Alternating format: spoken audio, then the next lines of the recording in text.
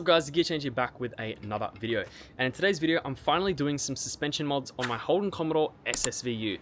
Whiteline were kind enough to send me out these front sway bar links, so let's get them installed on the car.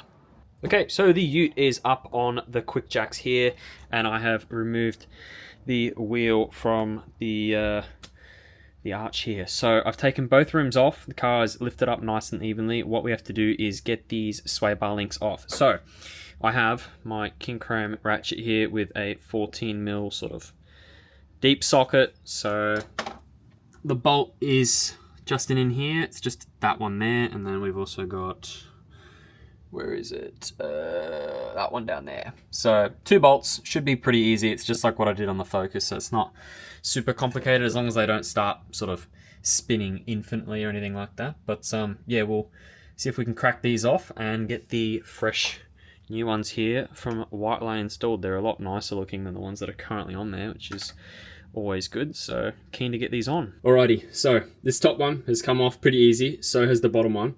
Only issue is, this one is spinning off pretty much all good, and the rear of this nut here isn't sort of twisting with the frame. However, the bottom one, as predicted, like it happened on the Focus, is spinning on the inside of the actual link. So I'll take this off. That'll give me a bit more leverage.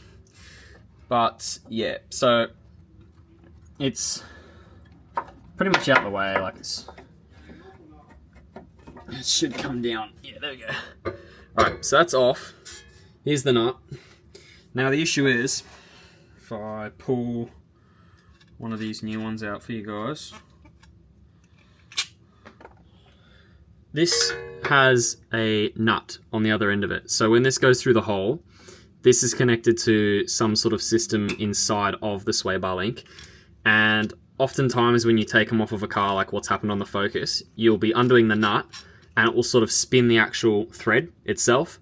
And when it spins the thread itself, it spins this sort of internal mechanism, and then you're trying to sort of take the nut off and it's just basically not budging, not coming off. So gonna have to get a wrench and get down to this bottom bit here. I'll show you guys in a bit with a video sort of what's happening.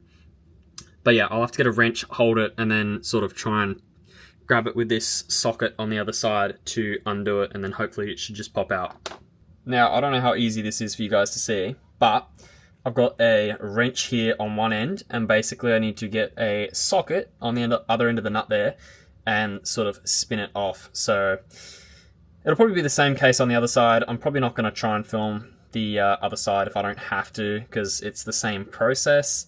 But yeah, it's a bit annoying when this happens, but I guess it might just be because the sway bar links are old, and when you go to sort of put tension or torque on it, they decide to split. So I'll undo this one now, and then we should be able to pop the new one in fairly easily.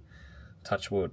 Here is the comparison between the two sway bar links just before I put the fresh one in. So old one on the right, of course, and new one on the left. So you can tell that this old one is a little worse for wear. So definitely keen to be getting these fresh ones on. It's definitely overdue, along with a lot of the suspension parts on this Ute, so I'm really keen to get stuck into this build. I've got quite a few exciting things on the way, so you guys will have to stay tuned for that one. But yeah, let's bolt this new one in. Okay, so the new sway bar links are pretty much lined up and ready to go. Just need to tighten the top and bottom bolt. The torque spec, I believe, is 100 and...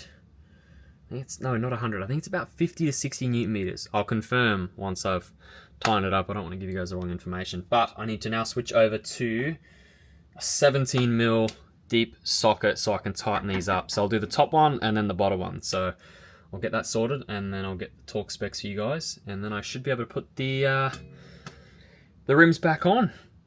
Now, the sway bars have finally been installed. Just tightened the top and bottom one. Was a pretty messy job. I'm covered in sort of grease and oil and crap right now, but yeah, fairly straightforward, pretty easy. Definitely an improvement over these old ones here. Just looking at them, they're pretty worn out, especially this sort of bottom linkage here. It's probably taken quite a lot of punishment over the years. I'm guessing it's the original one. I can't really see any markings and things on it, but I'm gonna take a guess and say it's the OG one. But yeah, that is the install of the sway bars.